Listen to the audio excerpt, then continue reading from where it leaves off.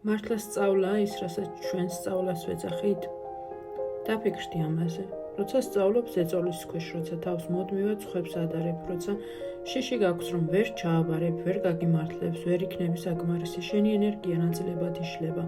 შენ აღარ ხარ სრულად იქ, იმასთან ერთად, რასაც სწავლობ. გონება იძაბება, გული იკედება, იწყება ბრძოლა და სადაც ბრძოლა, იქ სწავლა აღარ არის. გონება, რომელიც ნეხშია მოქცეული, ვერ ხედავს სუფთად. ის ცდილობს გადარჩენას, არა აღმოჩენას.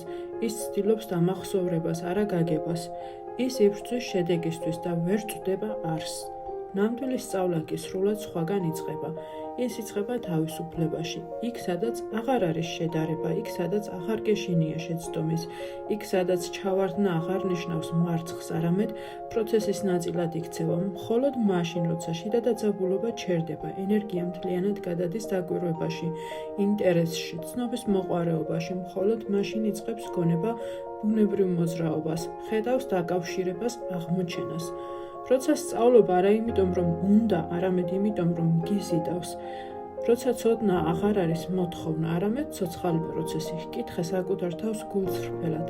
მე ნამდვილად ვსწავლობ, თუ უბრალოდ ვცდილობ ზეწოლის ქვეშ რაღაც დავიმახსოვრო, რადგან ნამდვილი სწავლა არასდროს იბადება შიშიდან. ის არ მოდის იძულებიდან, ის არ იზრდება შედარებაში. ნამდვილი სწავლა მოდის თავისუფლებიდან, მოდის ინტერესიდან, მოდის ყოფნიდან და მხოლოდ მაშინ, როცა შიდა ბრძოლა სრულდება, იწყება ნამდვილი სწავლა.